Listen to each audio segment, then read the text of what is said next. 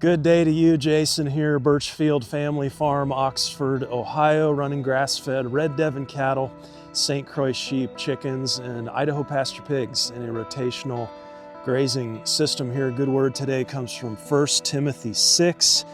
But godliness with contentment is great gain, for we brought nothing into the world and we can take nothing out of it. Laying down the striving, being content in who we are and what we have, I think comes from starts with a heart of thanksgiving, thankfulness for sure. But I have to continually remind myself in a culture that we're surrounded by that continually pushes for more and more and more, that there is great gain in godliness with contentment. Okay, we got a windy day today, pushing mid-40s to 50 degrees today. Animals are hungry. We're gonna get out here and continue our move and update you on some numbers on our winter stockpile strip grazing system here. Both our Red Devon cattle and St Croix sheep in this system. Also want to talk today about a little bit about parasite resistance and immune response. And this is going to be more specifically geared toward our sheep, but certainly will apply to all the animals that we have here on the farm. Let's get out here, look everybody over. Okay, we got our stopwatch started here. Just moved the first post.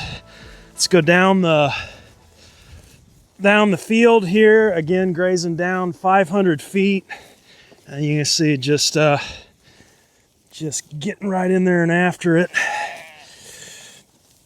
And we're getting close to the end here, and we'll go over some numbers later. But you can see we got our windmill paddock there. We're kind of getting close to those posts, and I'm not gonna tear that down. So we'll talk about that kind of as we get over that way. Sheep are gonna come over now and kind of fill in around cattle. I think this is about the point here where cattle start to shift this way, and then I usually get into some hairiness. So I'm going to put this down and pick it back up about midway down. Okay, 7 minutes in here, about halfway down.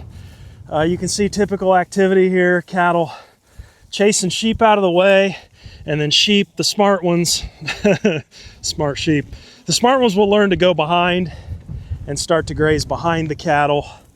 We're using a microphone today. It is super windy out here. I'm hoping audio quality is better for you guys. I think it will be. Yeah, so about halfway down, about seven minutes in here. Yeah, everybody's settling in. Let's get the rest of this gone.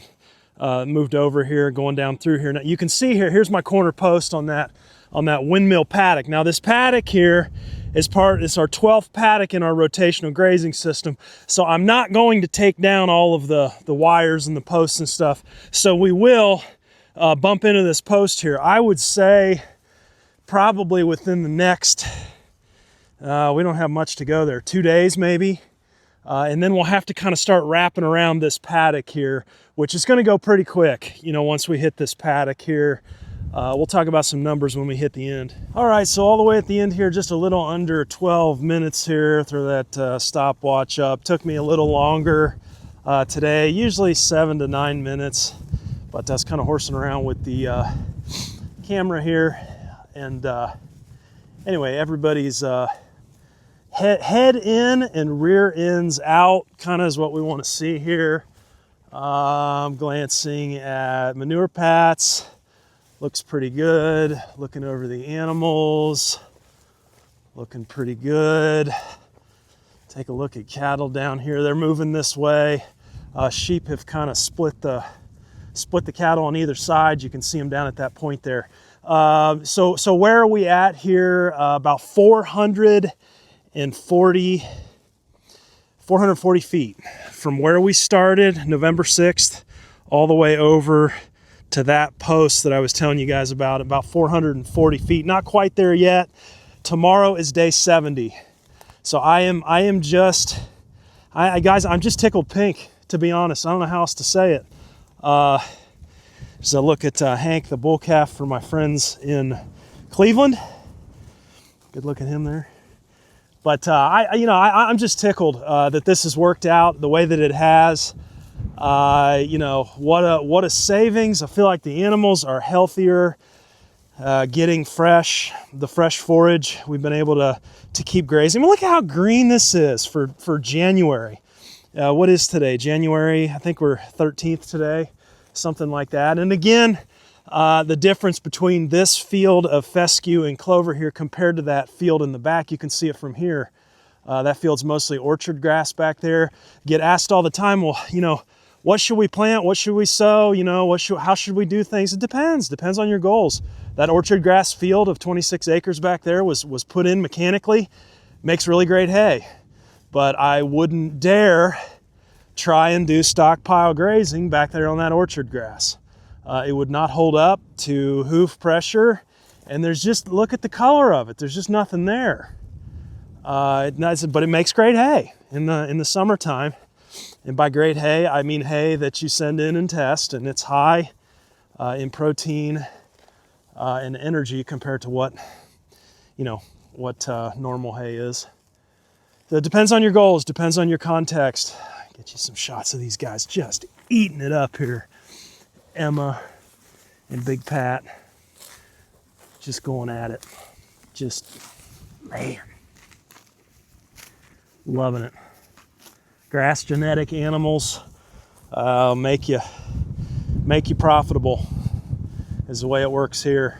So 440 feet over to this post, and tomorrow's day 70. I believe that puts us right in that 6 to 7 feet per day. I know I'm talking really loud too, and I'm talking above the wind.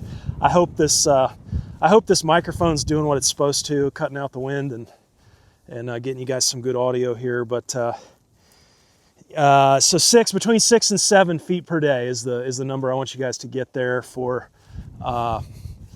Just knowing what we've done here. Again, we'll kind of wrap around this paddock. I'm not going to take down the wires, so I would estimate a pretty quick finishing here. Now you can see down at that side, here's this post on this paddock here. That other post is that way, and you can see we've got more space down there. So I may be able to take a day and just kind of even this fence out and give them that. Matter of fact, I'll probably do that a little bit later on, maybe give them a little more here, depending on, a big part of this too is looking at your animals, knowing your animals, knowing, when are they satisfied, when are they hungry, and, knowing just how they behave. If I look out here and I see everybody laying down and ruminating, to me, that's the holy grail of grass-fed production, man. You look out and they're all peaceful, they're all laying down, everybody's satisfied, chewing the cud, and a bit of jockeying here for position. Must be something down here. The other thing too is that's longer stuff down there. So some of these guys, you'll see the rear ends may be a little bit dirty. You'll see those sheep, tend to head towards that taller stuff down there. A little bit more fiber, a little more protein and energy down here. So I do think that was a fit, doing the varying heights. We will do that again, but I will give this more time next year. We've talked about that before. Mid-September, I had the sheep on here and that was too late. So I think about a mid-August, if you're going to do stockpile, maybe pulling off beginning of August up there and mid-August down here. And maybe a mow over each section just to knock back that scraggly stuff, the chicory and the stuff that gets a little bit longer that you can see here. You'll see some of that still standing out there. Man, it's windy today. Whew. But what I wanted to talk about today, I had an interesting consulting session over the weekend. We had a guy drive all the way up here from down south. I do not have permission to share. I'm not even going to share the state he was from. I don't have permission to share his name. Obviously won't do that. But let's just call him Jay, okay? And let's say he was up here from down south, okay? And he came up here for a couple hours. He wants to buy some sheep, so he's on our sheep list as a buyer. And what was interesting about Jay to me is he comes from a background of commercial poultry farming. And when I say commercial, I mean commercial. 6 or 7 of the huge poultry barns, and forgive me, Jay, if I don't get the numbers exactly right, but 40 feet wide by 500 feet long. Now 500 feet long is the whole length of this windmill pasture field. So you can imagine 6 or 7 buildings that are that long. They're producing 28,000 chickens in each one of those barns. They're doing that 6 times a year in each one of those barns. Just in an incredible scale. But I thought what really stood out to me is, number one, Jay wanting to make the transition and get out of that life, of industrial farming, so to speak, and come over to the regenerative side. That was intriguing to me. But then also hearing him talk about the shift that he's seeing in that industrial ag industry. And I think we're seeing a lot of this across the board, folks waking up and realizing that there is no future in the chemicals. Okay, and all as input costs continue to rise, you have a lot of industrial producers that are stepping back, going, wait a minute, this is not really making sense here as my costs continue to go up.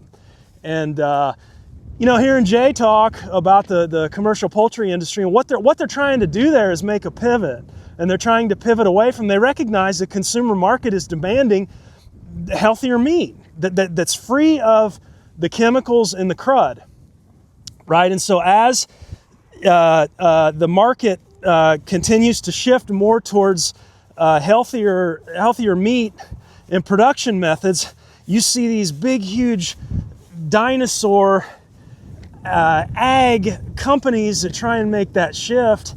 And according to Jay, it's looking like a train wreck. And trying to pivot with weak stock and weak genetics, and trying to minimize inputs and pull chemicals. You've got mortality rates going from what used to be about 3% up to 9 to 12% mortality rates. Why? Because the genetics just are not there to support that move that they're trying to make. And so, we see that in industrial ag, and I've seen it in sheep. Folks will think, they can pull a commercial grained Dorper animal, pull them off of a grain system and put them in a system like this one here, try and do all grass or even stockpile over the winter. And what used to be a mammoth behemoth of a Dorper ram will come out on this system here and just absolutely crash and burn. Thin, frail, weak. They just can't hack it without the grain. And I don't know, hearing Jay talk and hearing about his shift and kind of what he's moving into now is just really encouraged by that. He's getting back to pasture, back to basics, grass-fed. And I look forward to supplying him, and I really enjoyed our visit, Jay. Thanks for coming up. So hopefully you made it back down south safely. And, it just reminded me, though, of that conversation, right, of, St. Croix are a smaller carcass breed. So, what's the allure there? Why go with a smaller carcass sheep when you could make, depending on how you're managing, you could have a higher carcass yield per animal with something like a Katahdin or a Dorper. Why stay St. Croix? And I think to answer that question, really, I think some of the research that Dr. Scott Bowdridge has done at West Virginia University is really, really interesting. They study sheep there in his line of work, and specifically sheep immunology, I think is the word. And they use St. Croix as a model in what they're doing there. And in the U.S., when we talk about parasites in sheep, we're primarily talking about the barber pole worm. That's the main GIN is the acronym, gastrointestinal nematodes. That's the main culprit with small ruminants is going to be your barber's pole worm, I believe is how you technically pronounce it, barbers with an S. Most people just say barber pole. But that's your main killer of sheep in the U.S. And in the U.S., it's estimated 35,000 sheep per year are lost to parasites. That's about $700 million of losses a year in the sheep industry. Now, I don't even think that that's accurate. They're just going off of death rates there. I mean, to me, if you're going to talk about the cost of a parasite, you really need to include in that the cost of the dewormer and the cost of the labor to administer the dewormer, if that's what you're doing, to manage barber pole worm. So that 700 million, that's just in sheep that die. That's not even in treatment, okay? And anyway, what Dr. Scott Bowdridge and his colleagues found was very intriguing to me. They definitively, and when I talk about all this, don't take my word for it. Go look it up. Verify all this stuff yourself by all means. But what they found in sheep, some of their research was that sheep parasite resistance was directly linked to sheep immune response.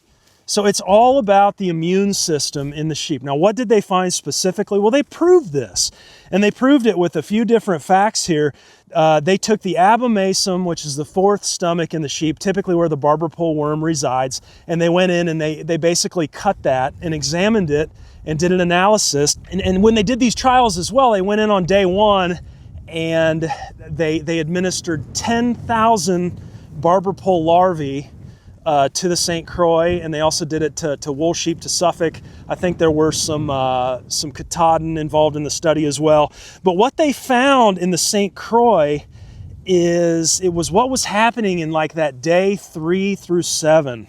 Okay, and what happened is there was almost an immediate response in the St Croix to the introduction of these parasites in terms of their immune response. And they found specifically high lymph node hypertrophy by day 7 in St Croix sheep. So hypertrophy is just a fancy word for growth. So they found the lymph nodes were becoming enlarged by day 7. Okay, abomasal IL-4 expression was unregulated between day 3 and day 7 in St. Croix sheep. Now that IL-4, that's just a cytokine, basically a fancy way of saying it's a signaling protein that acts as a messenger for the immune system. Okay, so a very quick IL-4 expression would be a sheep that's responding quickly with the immune system. Okay, whereas your Suffolks and some of the other breeds, Katahdins, were slower. They were just slower to have that expression coming from the immune system. And then the abomasal influx of neutrophil between day 3 and 7 in St. Croix sheep. Again, just proving that point that this is all about the animals, the biology's immune system and immune response. Okay, now when we talk about immunity, you have resistance, parasite resistance, but then you also have parasite resilience. And it's important not to get the two confused. Resistance is just the ability to fight off and expel parasites, resulting in lower worm burdens, basically fewer eggs out on the pasture, okay, if you're resistant. So if you're resistant, you're like ingesting these things and it's basically a dead end. What's coming out the back end is not a bunch of eggs and furthering the problem. It's basically, it's really, I guess you could say it's dead ending, in that animal. And that's what we see in St. Croix, is that resistance. The resilience, on the other hand, is maintaining performance. So maintaining animal performance despite carrying a significant parasite load. So in other words, the animal's able to tolerate a higher parasite load, but doesn't necessarily clear those parasites in the same way that an animal that is resistant will clear them. Ideally, I would say, you're going to have an animal, a sheep, that really is both. I would as I'm sure most producers would, most certainly prefer resistance over resilience. So what was so interesting about Bowdridge's work, I think, is that he was able to, to link it to immune response, basically parasite resistance, but also showing the chart on, the timeline of what was happening. And it was mainly in that day 3 through 7. And the point is that the St Croix breed had a very, very quick response. So a very quick immune response to the introduction of the parasite load.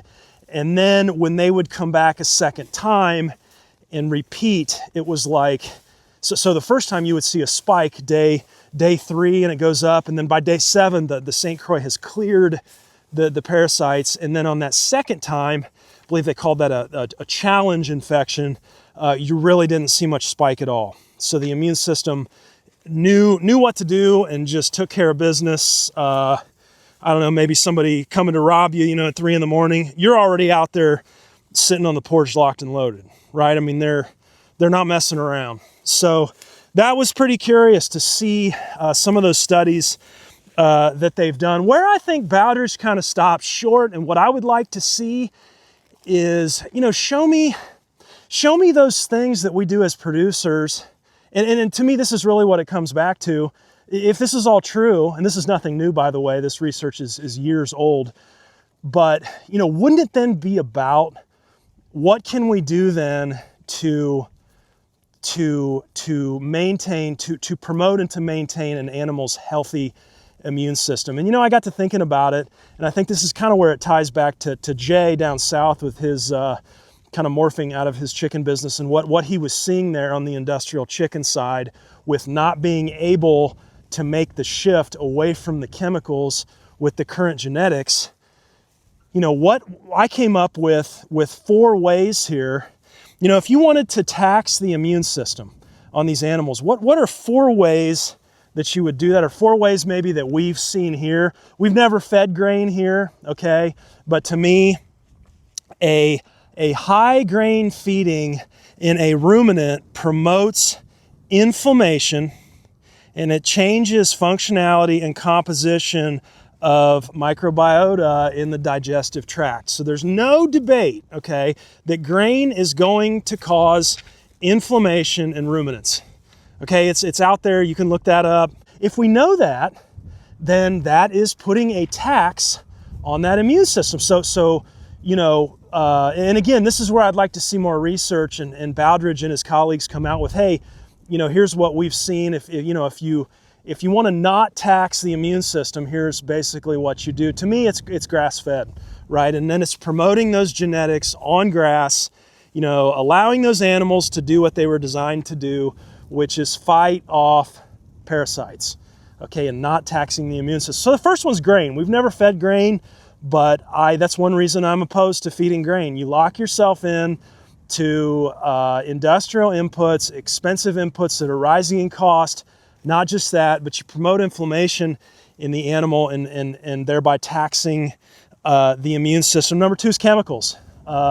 Chemicals are everywhere. Herbicides, pesticides, Roundup. If you're feeding grain, you're probably feeding a bit of Roundup as well in the grain. There's all kinds of debates on that.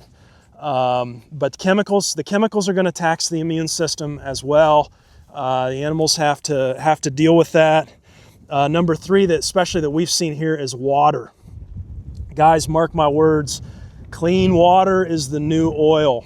Okay, and what we saw here, and what really kind of gives the nod to what Bowdridge has discovered in their studies, is the higher nitrates in the water. We have, this field next door here is all chemically, industrially farmed.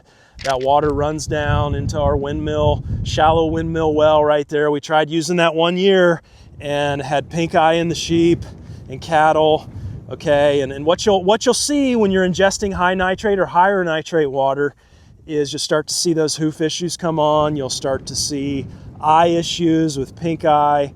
Okay, all the chemicals that we're putting on the ground, many of those are running into the water. It's not rocket science. It's not a mystery. That's what's going on. It's creating higher nitrate levels in the water. Look out west. Look at some place like Iowa. Out there, they're having all kinds of trouble with all of the row cropping and all of the chemicals.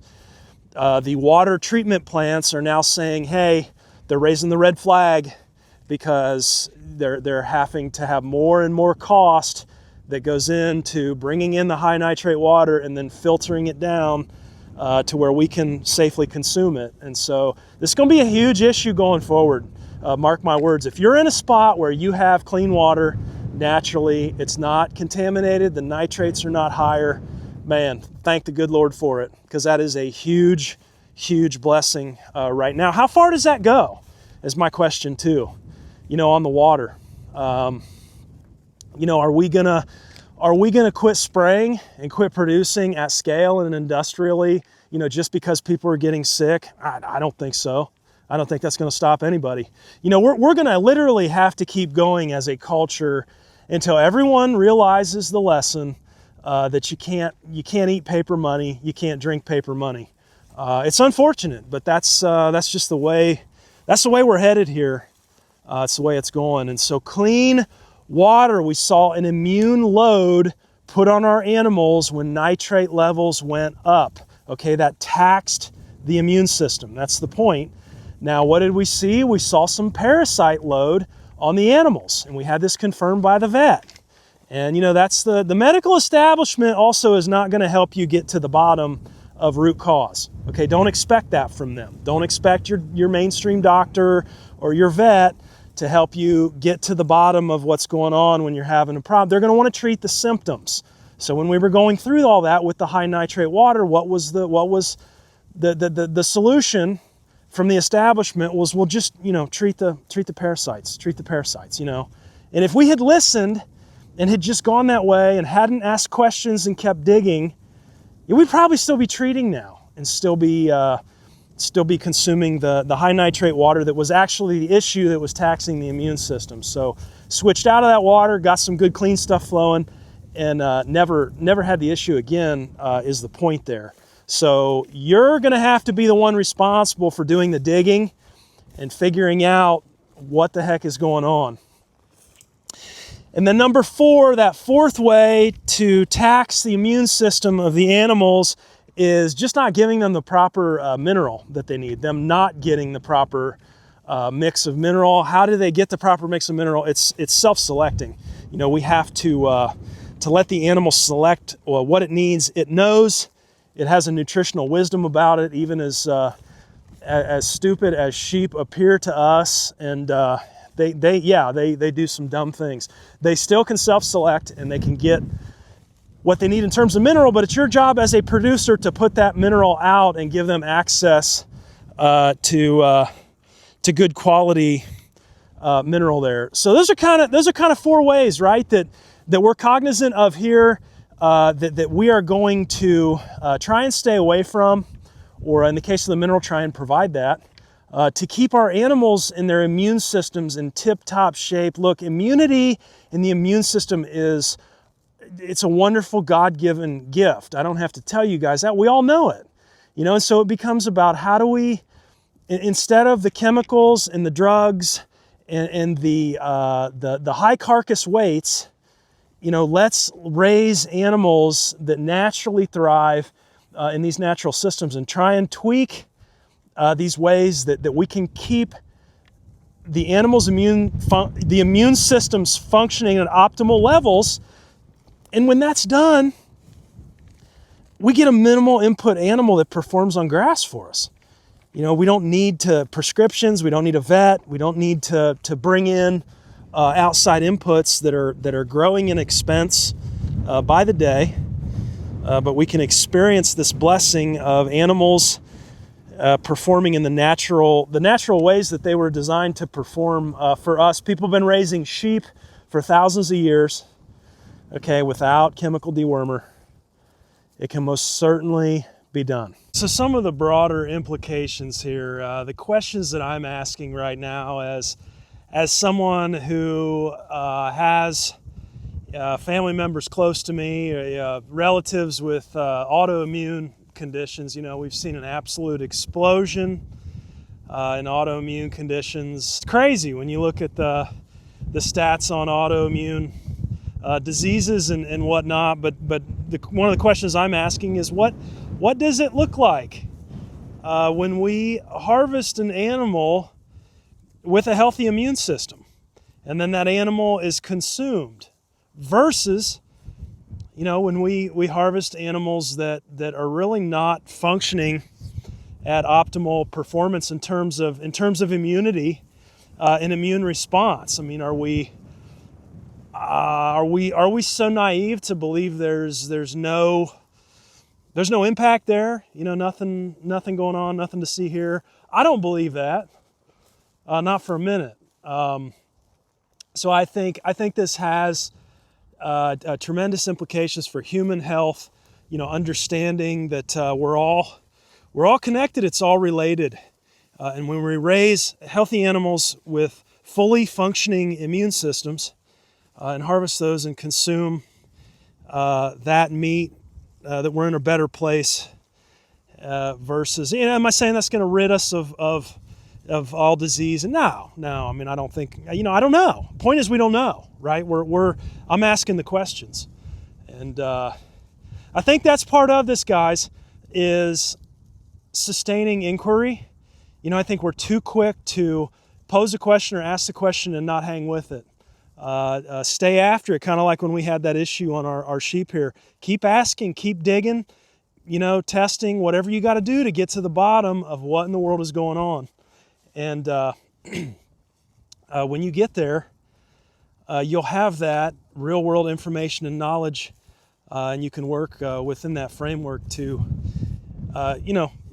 make yourself and those around you healthier, which obviously includes healthy immunity. It's kind of a good conversation, I guess, to be having this time of the year, right? January, inside, lots of sickness, and old Hanker. He's, I won't say that. I know my folks in Cleveland are enjoying shots of him today, so we'll just leave it at that. The other thing too that you'll hear, and I do kind of subscribe to the idea that 80% of your sheep, 20% of your sheep are shedding 80% of your parasite load. Yeah, you know, you've got a bottom group that maybe performs not as well. You know, there's all kinds of things we could get into there beyond the time I've got for this video, though. Be on the lookout for a sheep course. We want to do a beginner grass-fed hair sheep course. Be on the lookout for that. We'll let you guys know when that goes up on the website, and we'll get into some stuff on there, I'm sure, with parasites and rotational grazing and all that good stuff there. So anyway, more to the story here is keep those immune systems, including ourselves, functioning optimally, and life is so much better. So much better when we do it the way the good Lord intended. Thanks for hanging with me today. Hope you're well wherever you're at. Be blessed. Take care.